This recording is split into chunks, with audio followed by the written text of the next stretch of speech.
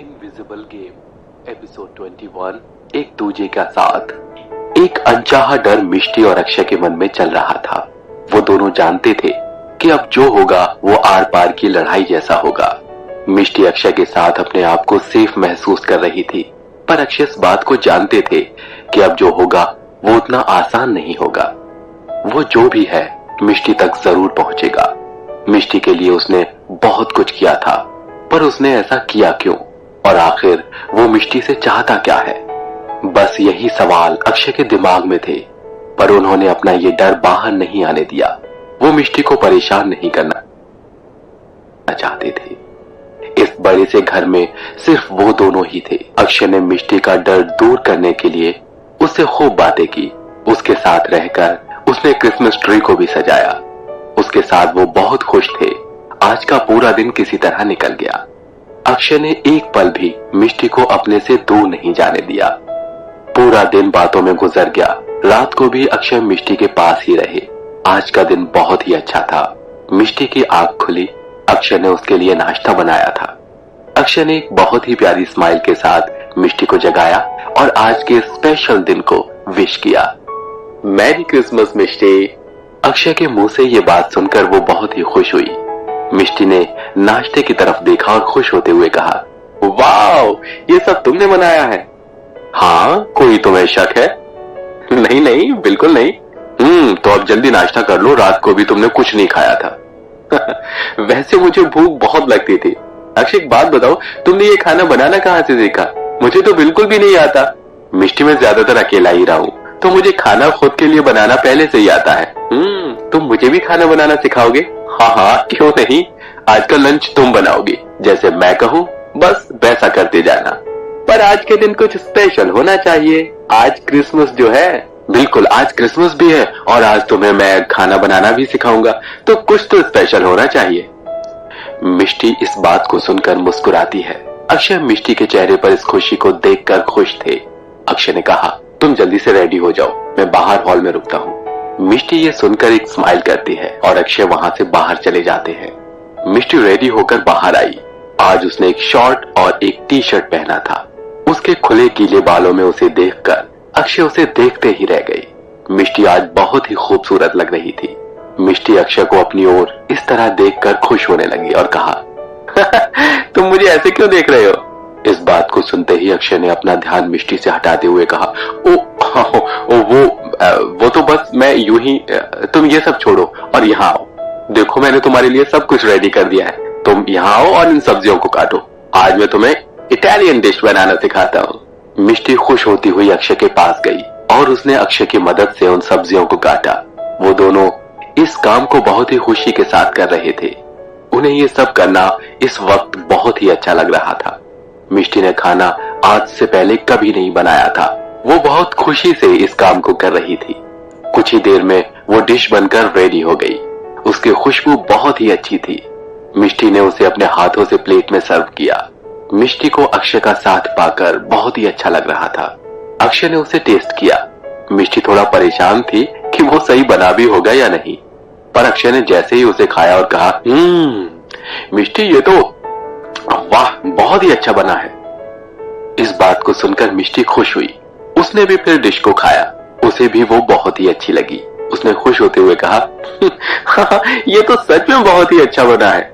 मैंने कहा था ना, खाना बनाना कोई मुश्किल काम नहीं है। मैंने इस डिश को 3-4 बार बनाया और तब कहीं जाकर ये बनी, पर तुमने तो इसे पहली बार में एकदम परफेक्ट बना दिया।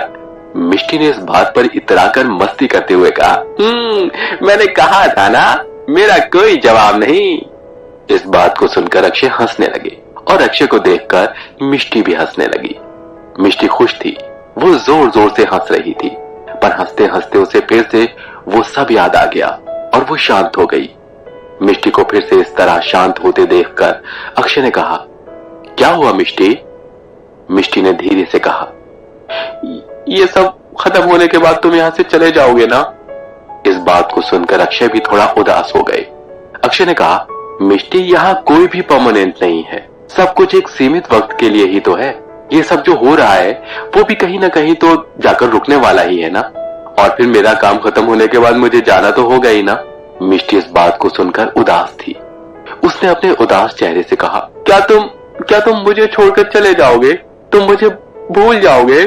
मिष्टी की बात में क्या छुपा था, अक्षय बहुत ही अच्छे से समझ रहे थे। अक्षय ने कहा, मिष्टी, मैं तुम्हें कभी नहीं भूल सकता।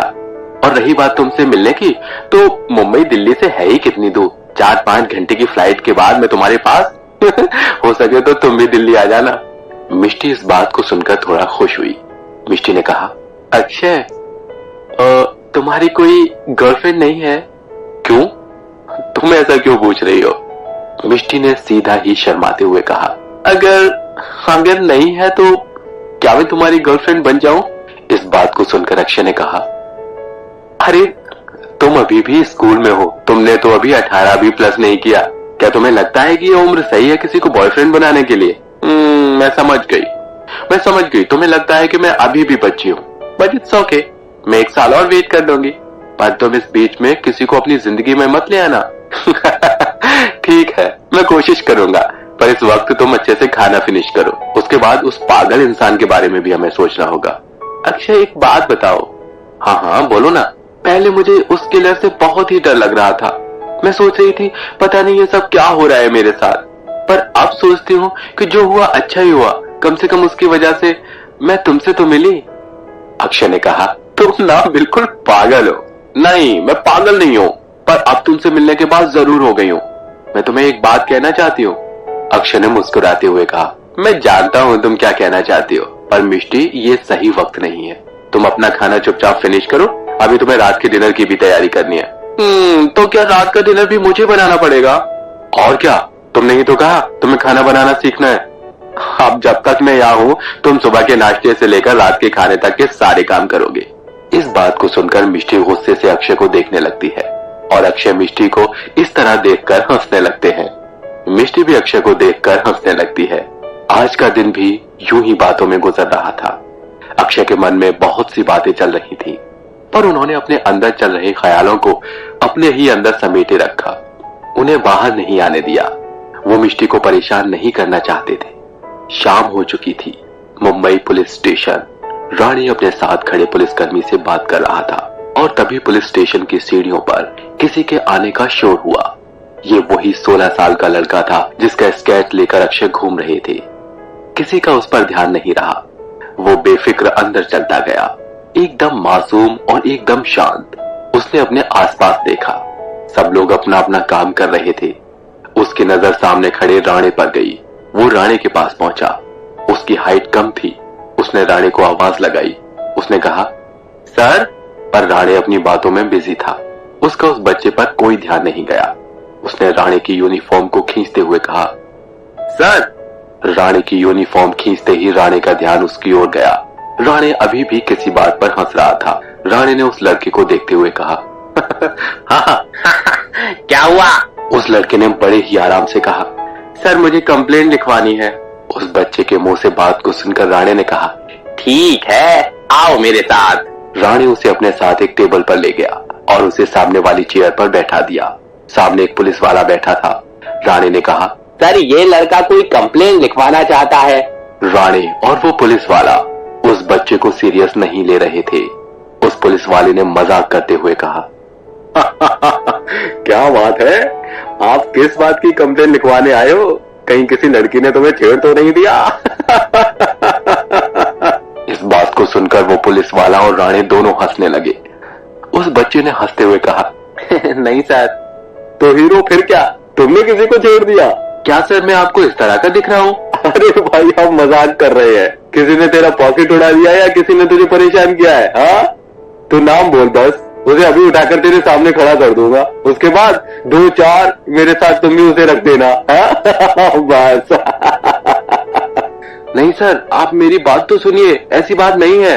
अच्छा, तो चल बात बता क्या है, हमें भी तो पता चले कि आजकल के बच्चे भी किस तरह की कंप्लेंट लेकर आते हैं। क्यों राणे?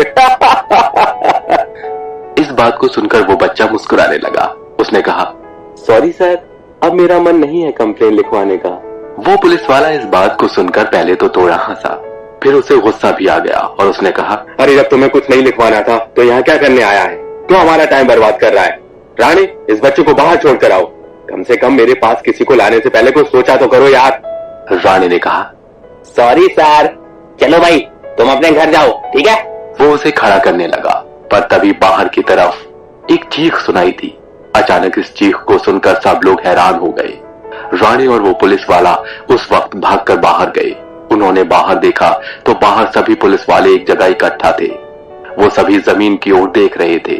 उन्होंने नीचे की ओर देखा तो वहां खून था। वो खून फर्श से होते हुए सीधा राणे और उस पुलिस वाले की ओर आ रहा था। वो दोनों ही बहुत हैरान थे। उन दोनों ने उस खून की बूंदों का पीछा किया जो कि उनके पैर के पास से होकर आ रही थी और वो सीधा उस रूम की ओर जा रही थी। वो दोनों बहुत ही हैरान थे। उन्होंने सामने की ओर देखा जहां सामने ये खून उस लड़के के पास जा रहा था। उसके पास एक थैला था, एक थैला जो नीचे से एकदम लाल था। वो दोनों उस लड़के को बेसुध और हैरान होकर देखते रहे। उस लड़के ने अपने थैले को उठाकर उस टेबल पर रख दिया। वो उसे खोल चुका था। राणे और वो पुलिस वाला कुछ भी समझ नहीं पा रहे थे। दोनों धीरे धीरे उस लड़के तक जाने लगे। उस लड़के के पास पहुंचकर उन्होंने उस बैग की ओर देखा। उस बैग के ऊपर मक्खियां भिनभिना रही थीं। वो दोनों ही चुपचाप उस ठेले के पास गए और उसके अंदर झांकते हुए देखा।